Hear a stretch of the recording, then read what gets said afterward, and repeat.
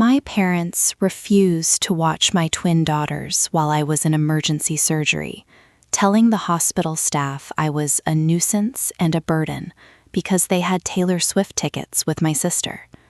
So, from my hospital bed, still hooked to IVs, I called a nanny service, cut off all financial support, and blocked their numbers.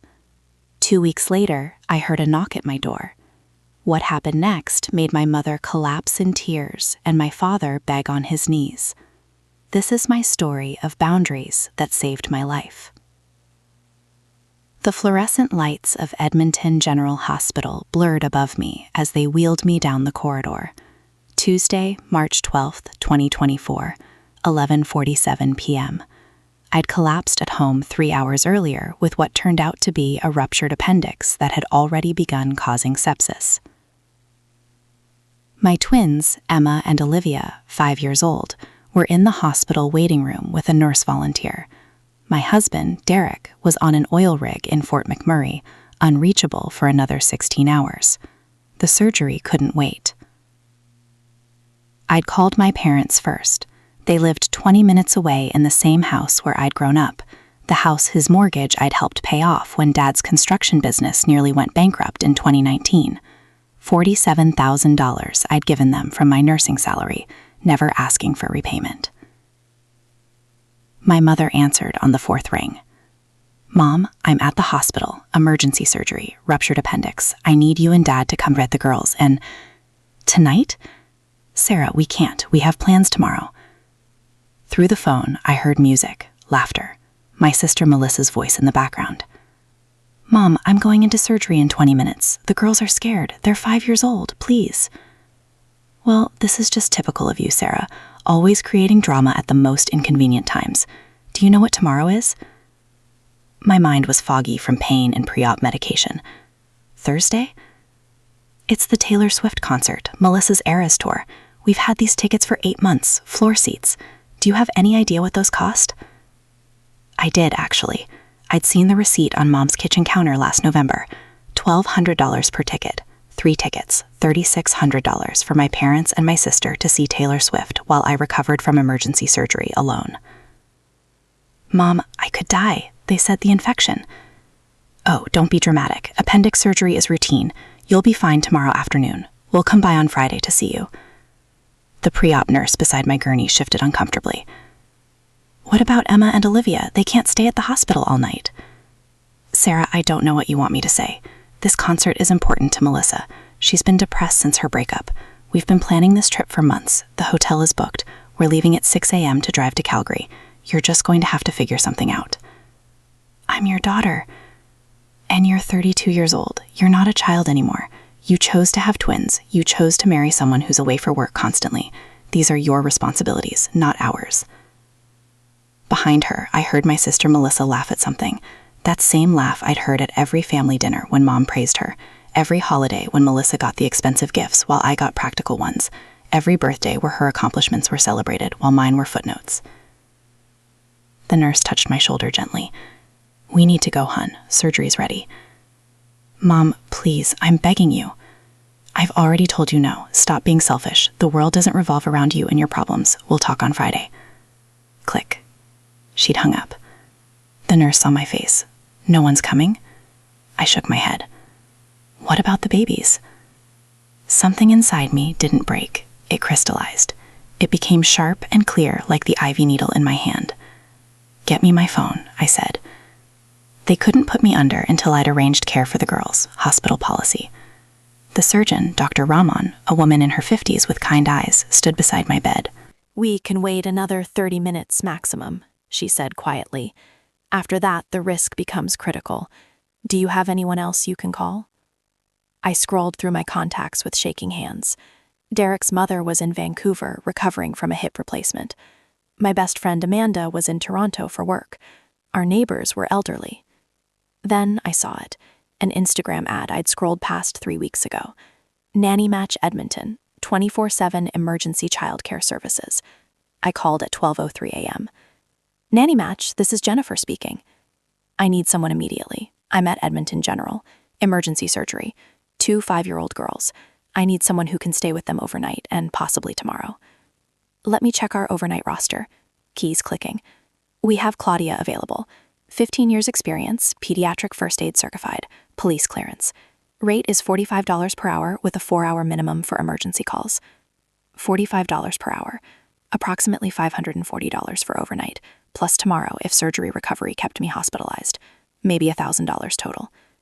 My parents had spent $3,600 on concert tickets. Send her, I said. I'll need your credit card and... I rattled off the numbers from memory. The same Visa card my parents were authorized users on. The same card they'd used last week to charge a $340 dinner at the Keg that I'd noticed when reviewing my statement. Not anymore.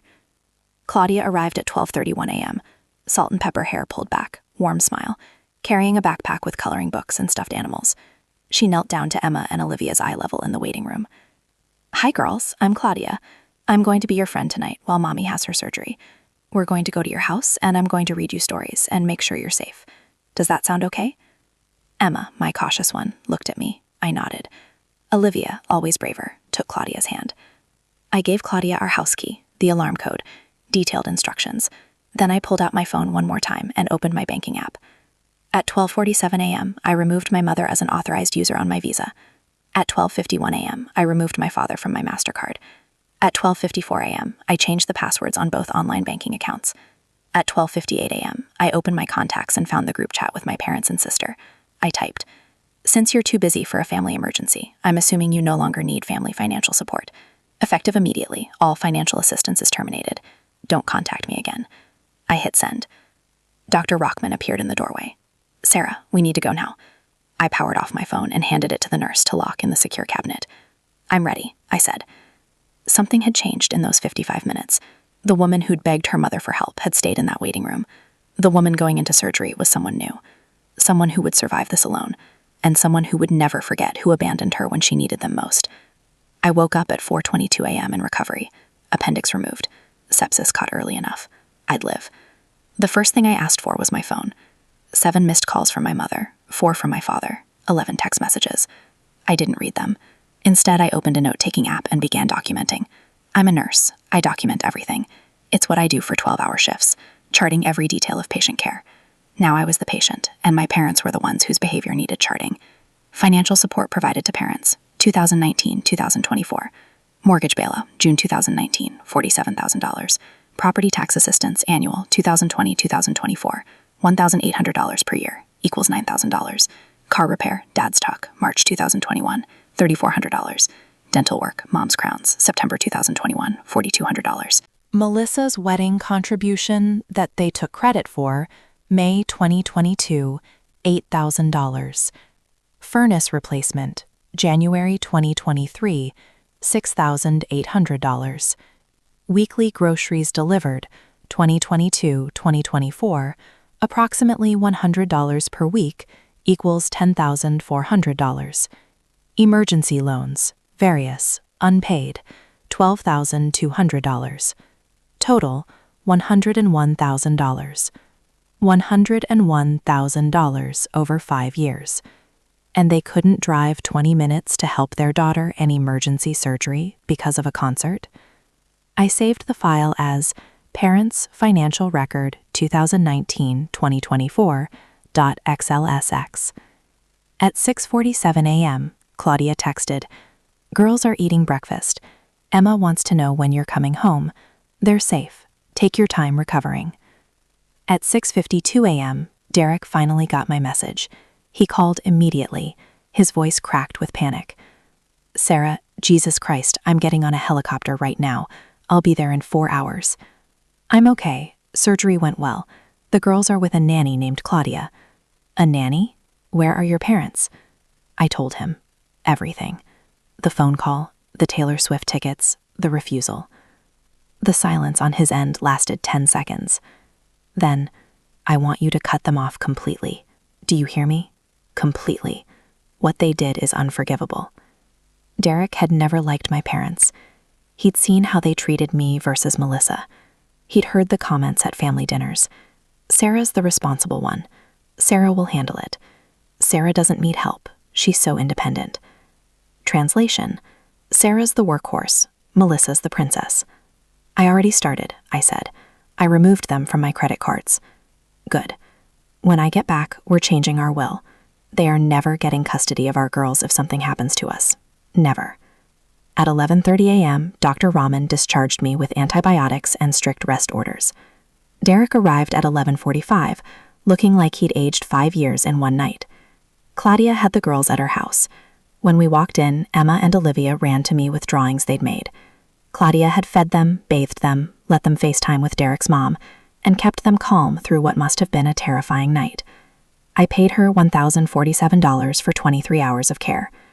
My parents had spent more than 3 times that on concert tickets. It started the next morning, Thursday, March 14th, 9:23 a.m. My phone buzzed with a fraud alert from Visa. Transaction declined. Ticketmaster, $847. My mother had tried to buy something, probably more concert merchandise or premium parking. At 9:31 a.m., another fraud alert. Transaction declined. Nordstrom, $340. At 9:44 a.m., my phone rang. Mom's number. I let it go to voicemail. Sarah, something's wrong with your credit card. It's not working. I'm trying to get Melissa a new outfit for the concert tonight, and it keeps declining. Can you call the bank? This is so embarrassing. Embarrassing. I was home recovering from emergency surgery, and she was embarrassed about a declined credit card. At 10:15 a.m., Dad called. I answered this time, putting it on speaker so Derek could hear. Sarah, what did you do to the credit cards? I removed you as authorized users. You can't do that. We need those for emergencies. Like Taylor Swift concerts? Silence.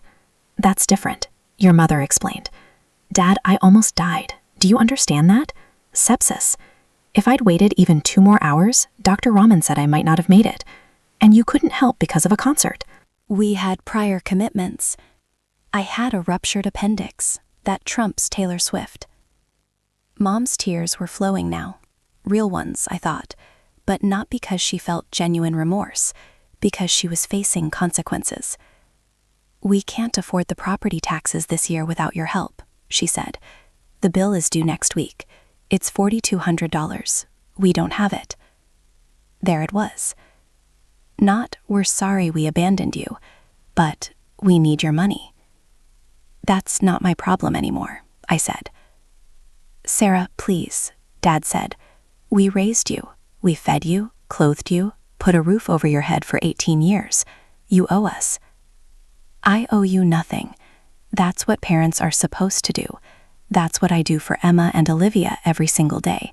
I don't expect them to pay me back for being their mother. This is different, Mom said. We're old. We need support. You're 58 and 61. You're not old. You're just financially irresponsible. How dare you? How dare I? How dare you? I was on a surgery table fighting a life-threatening infection, and you were planning your outfit for a concert. Melissa's car pulled up then. Of course, they'd brought backup. My sister got out. Designer sunglasses, expensive purse, the one I'd unknowingly paid for, and that same entitled walk she'd had since high school. Sarah, what is your problem? She called from the driveway. Mom called me crying. You're really going to destroy this family over one little mistake? One little mistake? They refused to watch my children during emergency surgery. They had plans. The world doesn't revolve around you and your kids. Derek appeared behind me in the doorway. Get off our property. Melissa scoffed. Oh, here's the oil rig hero. How convenient that you're never around when Sarah actually needs you. I was working, Derek said calmly. Unreachable on a rig platform. I came home the second I got her message. Where were you? 20 minutes away choosing a concert outfit? This is insane, Melissa said. Sarah, you've always been jealous of me. This is just another excuse to... I gave your parents $119,340 over 5 years, I said, while you contributed nothing. I paid for part of your wedding. I paid for your bachelorette party. I've paid your car insurance. And when I needed help for one night, they chose you and Taylor Swift. The number hung in the air. That's not true, Mom stammered. I pulled out my phone and opened the spreadsheet, turned it around so they could see. Line item after line item. Date, amount, description. Dad's face went pale. You were keeping track? Mom whispered. Of everything we asked for help with? I'm an accountant at heart, Mom. I track everything. That's sick, Melissa said. What kind of daughter keeps a spreadsheet of? The kind who just discovered $18,340 in unauthorized credit card charges, I said. That shut her up. I never authorized you to charge Melissa's Vegas trip, or your spa days, or Dad's golf membership. You stole from me. We didn't steal, Dad started. Unauthorized use of someone's credit card is fraud. It's criminal. Mom's legs seemed to wobble. She sat down on the porch step. We didn't think you'd mind, she said quietly. You make good money. You and Derek are comfortable.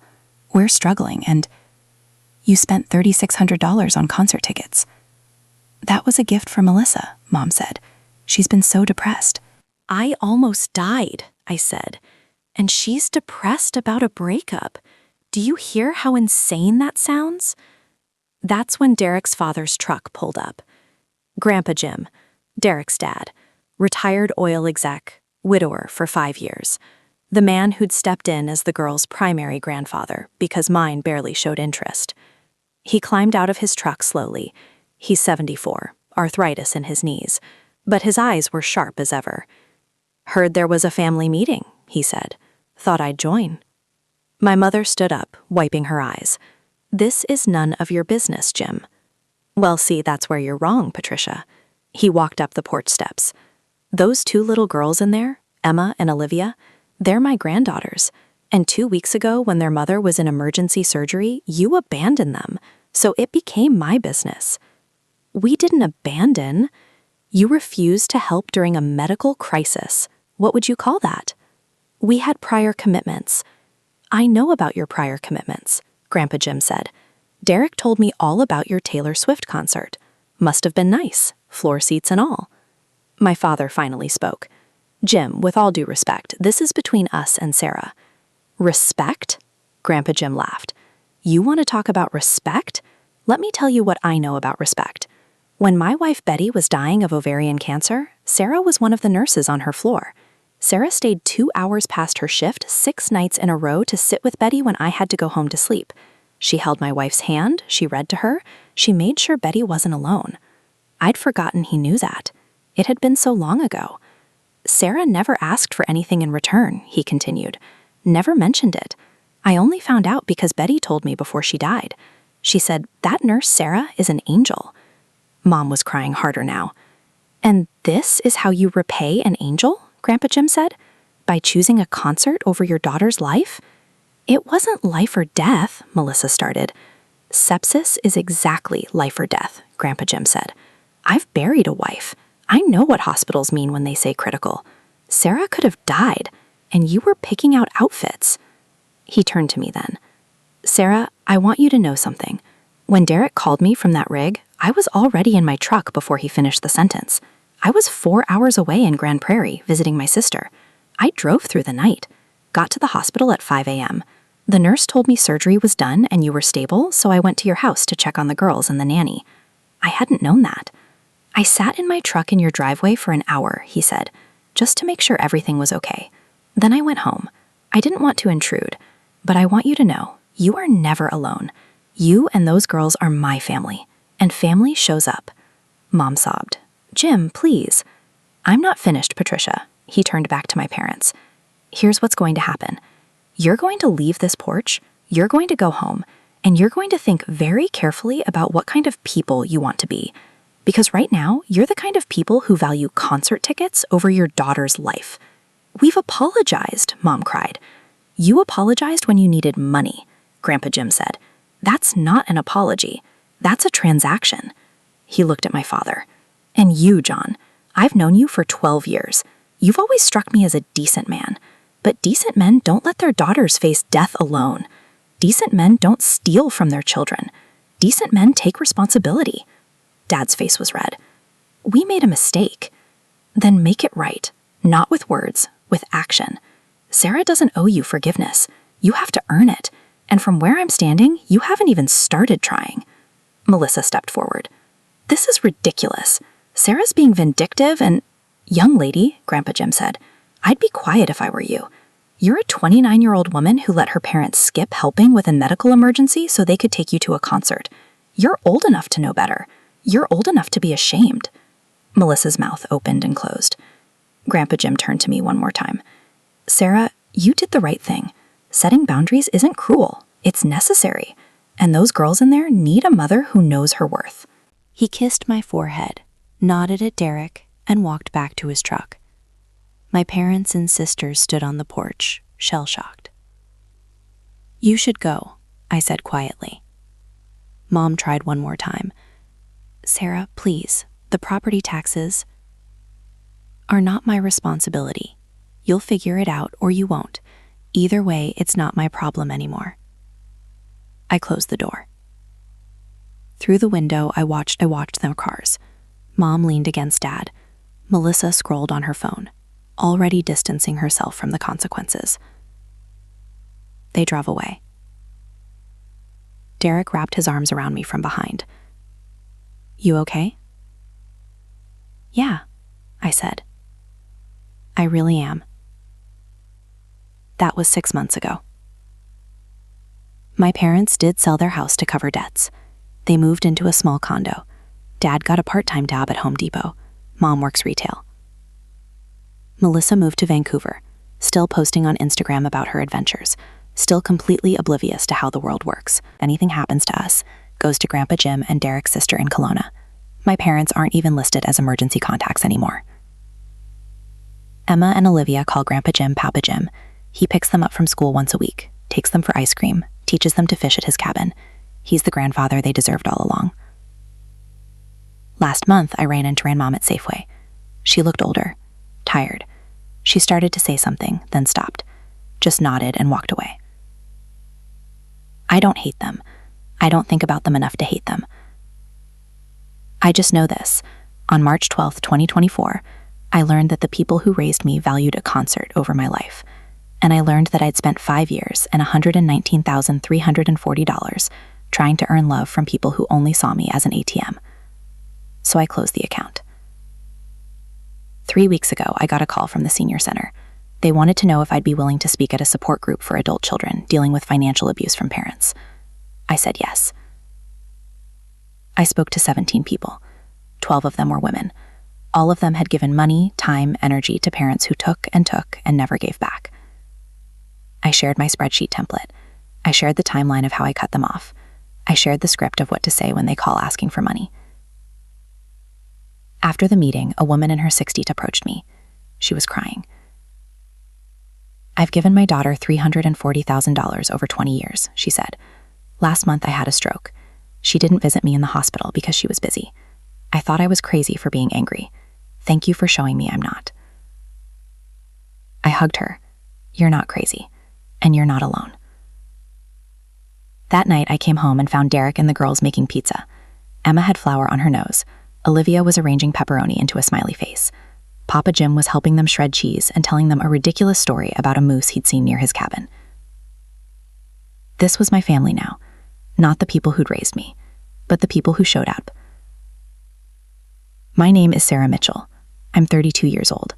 I'm a nurse, a mother, a wife, and a survivor of emergency surgery that almost killed me. And on March 12th, 2024, I learned that boundaries aren't walls. They're fences that keep the people who matter close and the people who don't far enough away to protect yourself. If you're in a situation like mine, where family takes but never gives, where emergencies are met with excuses, where your worth is measured by your wallet, I want you to know. You are not obligated to set yourself on fire to keep ungrateful people warm. Document everything. Save your receipts. Know your numbers. And when the time comes to choose yourself without apology. The people who truly love you will understand. The people who don't were never your family to begin with. If you enjoyed this story, please like this video, subscribe to the channel, and share your thoughts in the comments below. Have you ever had to set boundaries with family? How did you handle it? Your story might help someone else who's struggling right now.